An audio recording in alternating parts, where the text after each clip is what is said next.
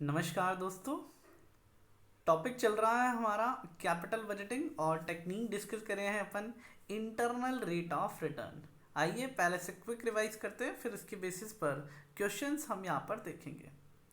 अगर हम internal rate of return की बात करें तो ये वो रेट ऑफ रिटर्न है जिस पर इनफ्लो की प्रेजेंट वैल्यू आउटफ्लो के बराबर आती है, यानी कि हमारी एनपीवी जो है वो ज़ीरो निकल करके आएगी।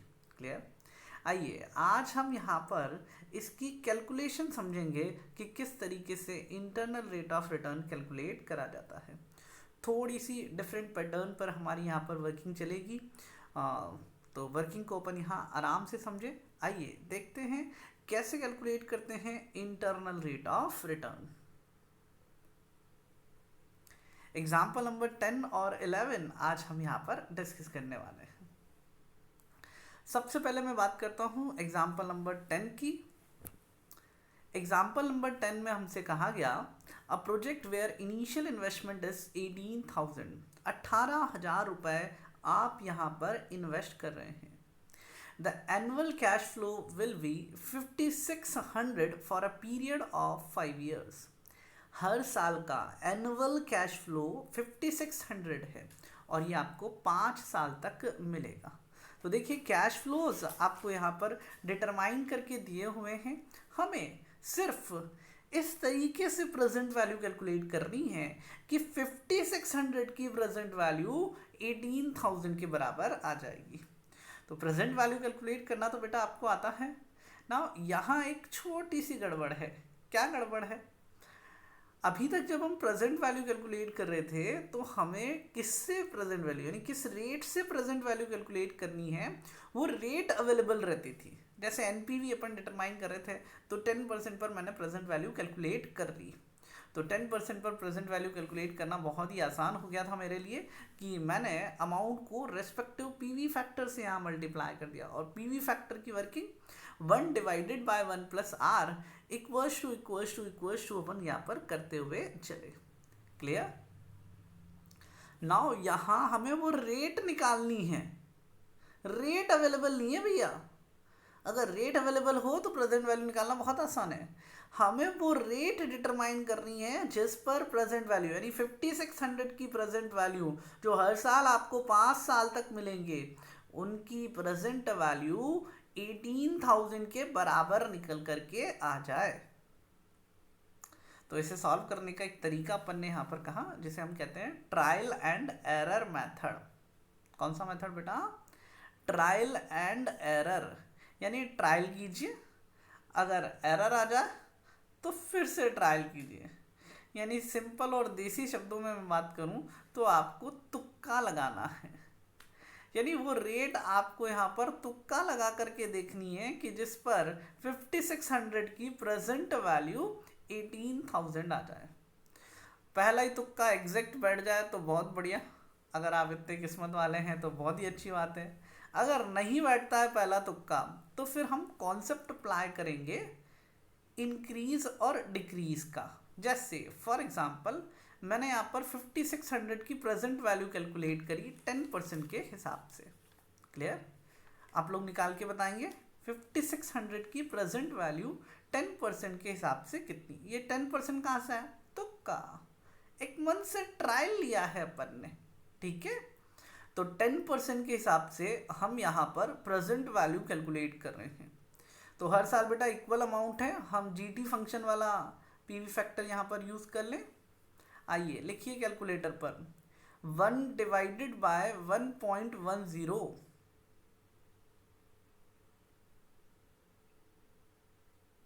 1 divided by 1.10, 5 time equals to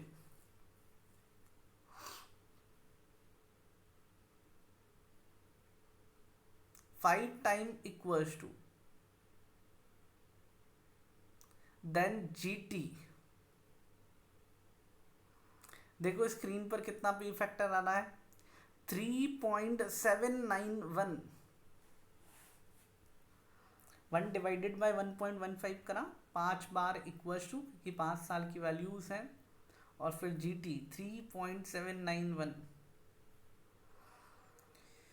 अब इसे अपन अमाउंट से मल्टीप्लाई कर देंगे। अमाउंट है हमारे CF80 का 5600,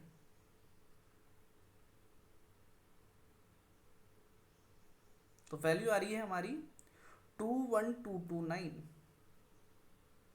ये हमने प्रेजेंट वैल्यू कैलकुलेट करी बेटा एट द रेट 10%, 21229, और हमें चाहिए 18,000। यानी कि अगर मैं 10% पे बात करूं तो मुझे 3,229 या 230 रुपए एक्स्ट्रा रियलाइज हो रहे हैं, ओवर एंड अबाउट ज़्यादा मिल रहा है। हमें चाहिए 18,000, वैल्यू को रिड्यूस करना है। तो वैल्यू और रेट में हमने क्या कहा था, इनवर्स रिलेशनशिप है। आप रेट बढ़ाएंगे वैल्यू कम होगी। हमें वैल्यू कम करनी है बेटा, हमें 18,000 चाहिए। अभी हमारी वैल्यू कितनी आई, 21,229।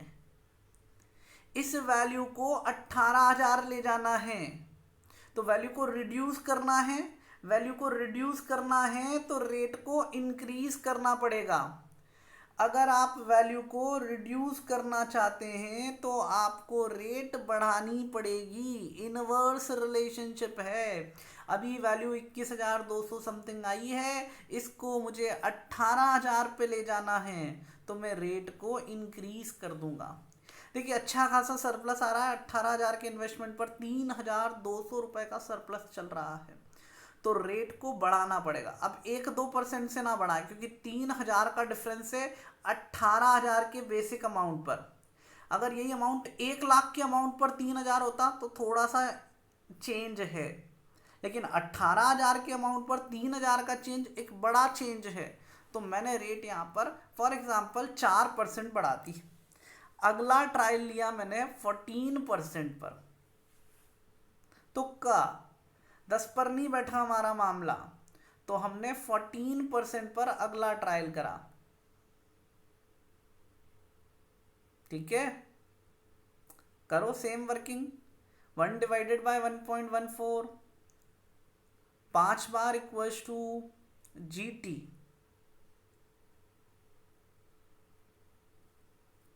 फैक्टर आ गया मेरा 3.433।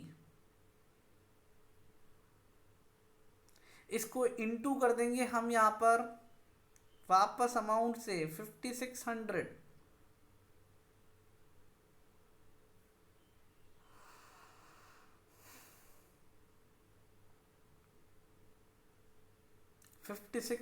से मल्टीप्लाई करा, बोलो कितना आया, 19,225।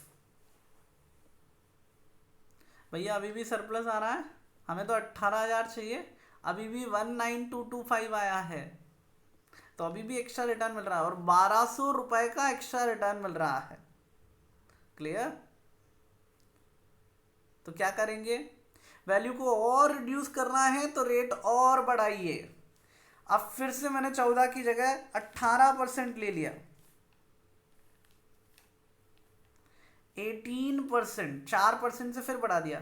भैया ये 4% का कोई लॉजिक नहीं है, मन से बढ़ाया ये मैंने, 1,200 अभी भी एक्स्ट्रा दिख रहा है, तो फिर हमने हायर साइड पर वैल्यू ले ली। आप 17 भी ले सकते हैं, 18 भी ले सकते हैं, मुझे 4% जितना गैप दिखाई दे रहा है तो मैंने 18 ले लिया। आइए अब 18% पर निकालते हैं। 1 डिवाइडेड बाय 1.18, 1 डिवाइडेड बाय 1.18, 5 बार इक्वल्स टू GT। इस बार फैक्टर आ गया मेरा 3.127,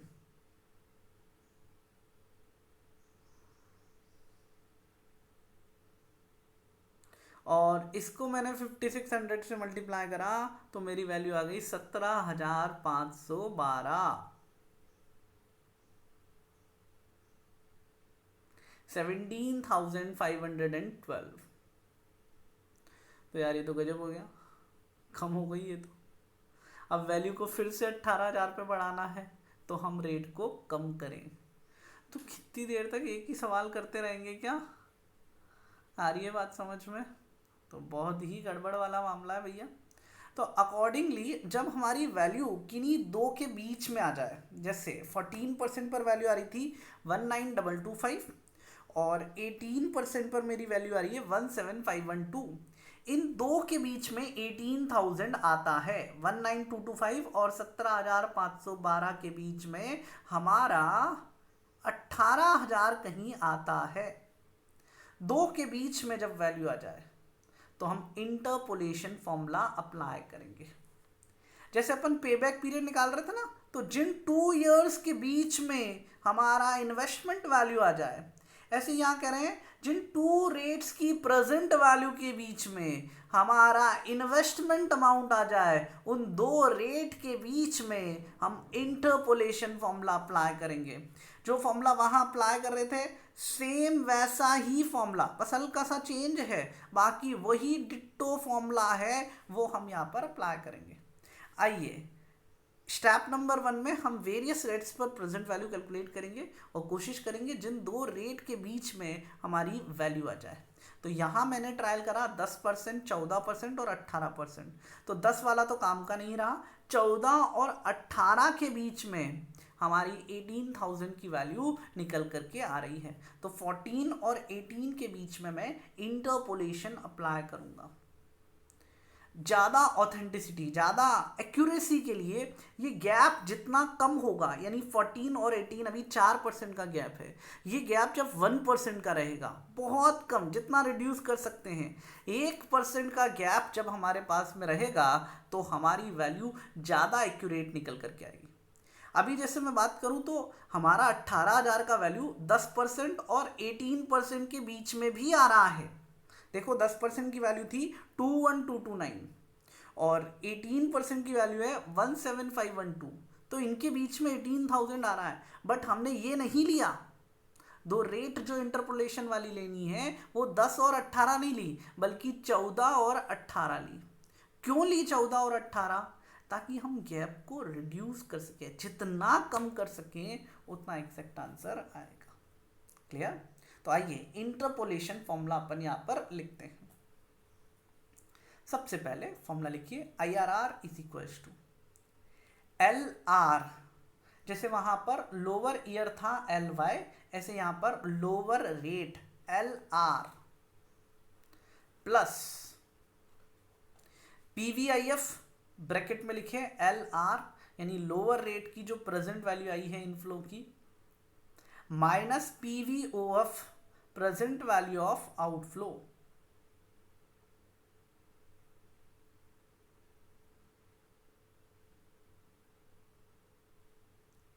पूरे के डिवाइड में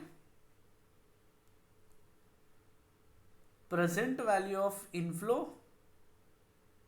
lower rate minus present value of inflow higher rate, यानी कि LR अलग plus PVIF lower rate minus PVOF, इसके अपॉन में PVIF lower rate minus PVOF divided by सिर्फ इसके अपॉन में PVIF lower rate minus PVIF higher rate, into कर दें higher rate minus lower rate. देखो बिल्कुल वैसा ही फॉर्मूला है, बस वहां पर उल्टे थे, investment minus cumulative present value lower year के, cumulative cash flow lower year का ले रहे थे, क्योंकि जैसे जैसे ईयर बढ़ते थे cash flow, cumulative cash flow बढ़ता था। यहाँ उल्टा है, जैसे जैसे रेट बढ़ेगी तो प्रेजेंट वैल्यू कम होगी। तो इसलिए हमने क्या करा बेटा, अपन ने यहाँ पर रेट को ले लिया उल्टा, मतलब present value of inflow lower rate minus present value of outflow. ठीक है, आइए जी वैल्यू अप्लाई कर देते हैं। लोअर रेट की present value, sorry lower rate 14% plus lower rate की प्रेजेंट वैल्यू 19225 माइनस किया अपन ने यहां पर 18,000 का आउटफ्लो, डिवाइड करा इस वैल्यू को 19225 माइनस 17512 इनटू कर देंगे 18 माइनस 14। सबसे पहले अपॉन वाली वैल्यूज को सॉल्व करें, फिर उसे मल्टीप्लाई करें रेट के डिफरेंस से, फिर प्लस करें लोअर रेट से। सॉल्व करो जल्दी से, 19225 माइनस 18,000, 1225 डिवाइड कर देंगे अपन इसको, 19225 माइनस 17512, तो ये आ गया 1713। तो 1225 डिवाइडेड बाय 1713 इंटू करें 4 से, फिर उसमें जोड़ दें 14, तो मेरा आंसर आ गया, कितना आया, 16.86%। यानी 16.86% वो रेट है जिस पर अगर आप इनफ्लो की प्रेजेंट वैल्यू कैलकुलेट करें तो वो आउटफ्लो के बराबर आएगी। इट मीन्स मुझे इस प्रोजेक्ट से 16.86% का रिटर्न मिल रहा है। अब अगर मेरी कॉस्ट ऑफ कैपिटल 10% हो तो कॉस्ट लग रही है 10, रिटर्न मिल रहा है 16.86, बहुत बढ़िया प्रोजेक्ट है, आपको एक्सेप्ट कर लेना चाहिए। अगर मेरी कॉस्ट ऑफ कैपिटल 20% है और रिटर्न सिर्फ 16.86 मिल रहा है, हम ऐसे प्रोजेक्ट को रिजेक्ट कर देंगे। क्लियर? अब देखिए, ऐसे कैलकुलेट करने में आपको बहुत लंबी वर्किंग लग गई। पहले हमने अलग अलग रेट्स पे प्रेजेंट वैल्यू कैलकुलेट करी, फिर उनके बीच में इंटरपोलेशन फॉर्मूला अप्लाई करा। क्लियर? अब मैं आपको एक चीज़ रिमाइंड करता हूँ, भैया हमें रेट्स पे दिमाग नहीं लगाना पड़ेगा। क्यों? क्योंकि हमारा पेपर सब्जेक्टिव नहीं है, MCQ बेस्ड है, multiple choice question.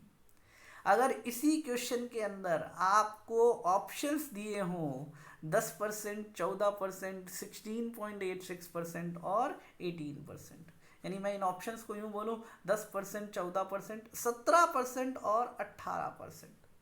Clear? 3 trial तो अपन ने करे ही थे, 10%, 14% और 18% पर। ठीक है, तो 4 ऑप्शन आपको गिवन होंगे, बस उन्हीं 4 में से तो इंटरनल रेट ऑफ रिटर्न है, तो हम इनसे प्रेजेंट वैल्यू कैलकुलेट करेंगे। हम अपना दिमाग से तुक्का नहीं लगाएंगे, ये जो 4 रेट गिवन है इनमें अपन रेट लेंगे। अब इनमें भी क्या करें, अपन बीच की रेट लें, जैसे 10, 14, 17 और 18। क्लियर? जैसे पहला ट्रायल करा मैंने 14% पर।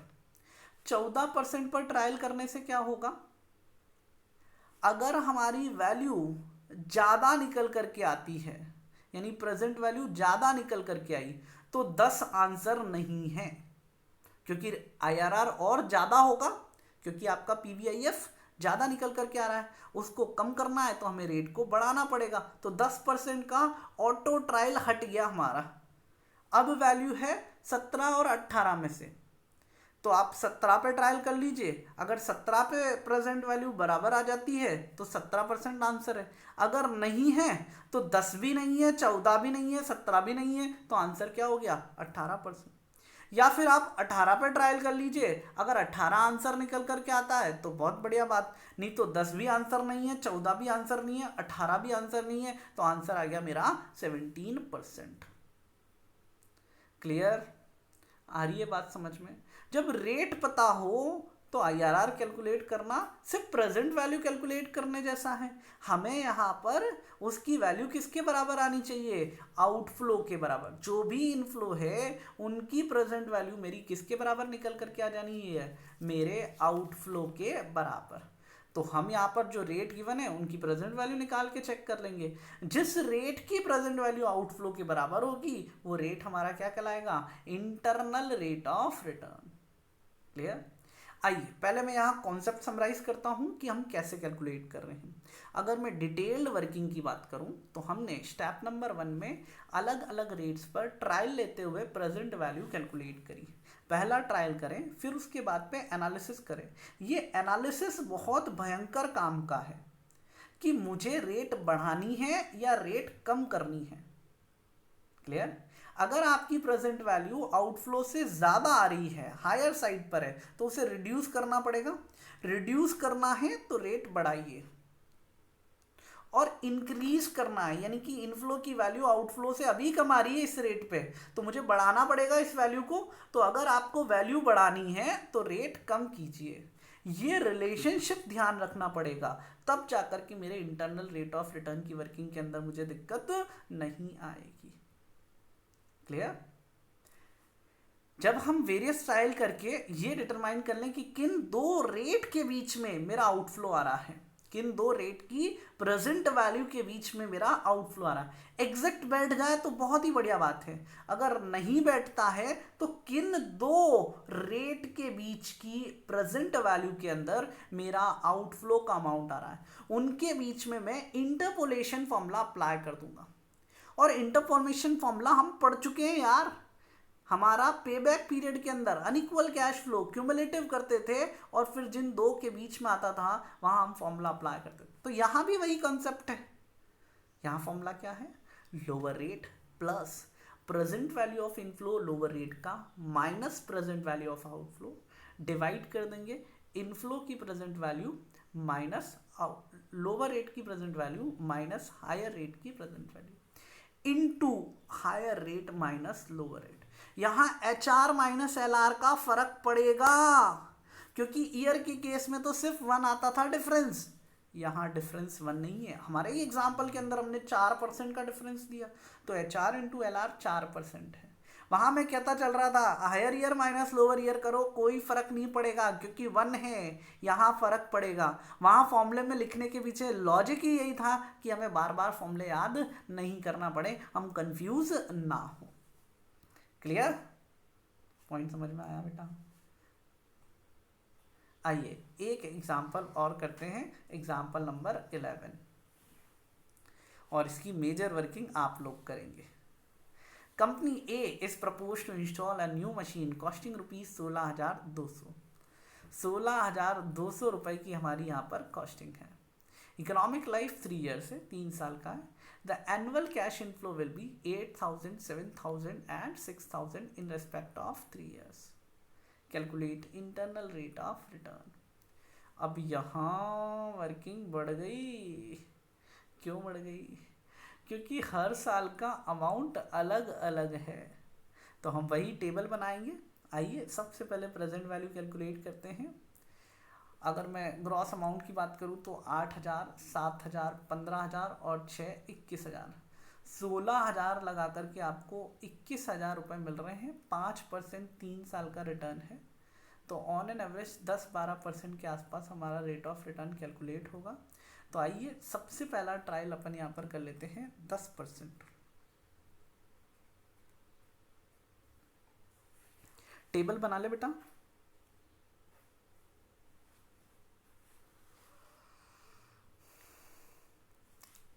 ईयर 1, 2, 3, अमाउंट लिख दें 8,000, 7,000 और 6,000। अब हम प्रेजेंट वैल्यू फैक्टर लेंगे और प्रेजेंट वैल्यू निकालेंगे। तो सबसे पहला ट्रायल फॉर एग्जांपल मैं यहाँ पर कर रहा हूँ बेटा 10% से। तो 10% पे जब आपने अपना ट्रायल करा, 10% पर आपने जब अपना ट्रायल करा तो सबसे पहले हम प्रेजेंट वैल्यू फैक्टर लिखेंगे। 1 डिवाइडेड बाय 1.10, फैक्टर निकाला अपन ने तो हमारे पास आया 0.909, 0.826 एंड 0.751। फैक्टर्स आ गए हमारे। मल्टीप्लाई कर दो अमाउंट को पी फैक्टर से, 8,000 इंटू 0.909, तो ये आ गया मेरा 7272। ऐसे ही 7,000 टू 0.826 कर दो, ये आ गया आपका 5782। और 6,000 इंटू कर देंगे अपन 0.751, कितनी आ गई वैल्यू 4506। अमाउंट को उनके पीवी फैक्टर से मल्टीप्लाई करके प्रेजेंट वैल्यू हमने यहाँ कैलकुलेट करी है। ये वैल्यू आ गई टोटल मेरी, बताओ कितना आया टोटल वैल्यू 17,560। और जबकि हमारा इन्वेस्टमेंट कितना है 16,200, तो भैया अभी तो 1,000-1,200 रुपये एक्स्ट्रा चल रहे हैं, 1,360 रुपये एक्स्ट्रा एनपीवी मिल रही है अभी तो, यानी रेट ऑफ रिटर्न 10 से कहीं ज़्यादा है, 1,300 रुपये सरप्लस है। तो मैंने अगला ट्रायल कर दिया 15%, 5% बढ़ा दिया मंथ से। ठीक है, अगर वैल्यू नेगेटिव आ जाती है तो अपन 10 और 15 के बीच में इंटरपोलेशन फॉर्मूला अप्लाई कर देंगे। आइए 15% पर पीवी फैक्टर। आपको एमसीक्यू को सॉल्व करने में बहुत ज़्यादा दिक्कत नहीं आएगी, क्योंकि हमें इंटरपोलेशन फॉर्मूले की ज़रूरत भी शायद ना पड़े। हमें तो वो रेट डिटरमाइन करनी है, तो जो वेरियस ऑप्शंस अवेलेबल है उनमें से अपन रेट ले लेंगे। 15%। फैक्टर निकालो पहले। 1 डिवाइडेड बाय 1.15 इक्वल्स टू 0.869 पहले साल का फैक्टर, फिर इक्वल्स टू 0.756 सेकेंड ईयर का फैक्टर, फिर इक्वल्स टू 0.657 थर्ड ईयर का फैक्टर। मल्टीप्लाई करो भैया जल्दी से अमाउंट को उनके पीवी फैक्टर से, और बताइए प्रेजेंट वैल्यू कितनी निकल करके आ रही है। अमाउंट को उनके पीवी फैक्टर से मल्टीप्लाई कर दीजिए और बताइए प्रेजेंट वैल्यू कितनी निकल करके आ रही है।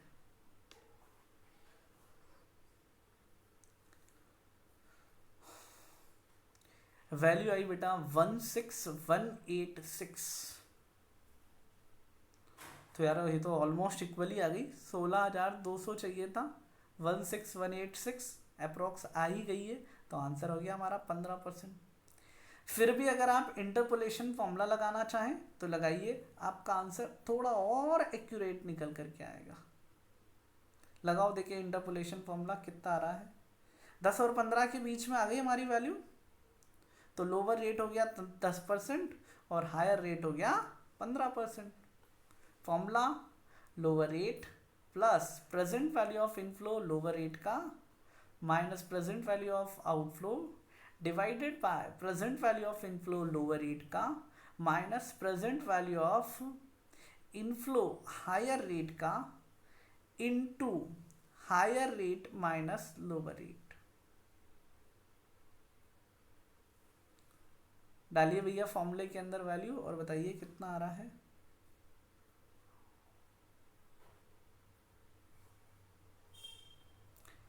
14.95%। क्या ऑलमोस्ट 15% हमारा यहाँ पर वैल्यू आ रहा है। तो इस तरीके से हमारे इंटरनल रेट ऑफ रिटर्न की कैलकुलेशन करी जाती है। थोड़ी सी लेंदी क्वेश्चन है, लेकिन एमसीक्यू होने की वजह से हमें इतना टाइम नहीं लगेगा। हमें सिंपली प्रेजेंट वैल्यू कैलकुलेटर पर स्पीड में कैलकुलेट करते आनी चाहिए। क्लियर? आइए मिलेंगे हमारी अगली वीडियो के अंदर एक और नई टेक्निक के साथ में। आज के लिए इतना ही। थैंक यू वेरी मच बेटा।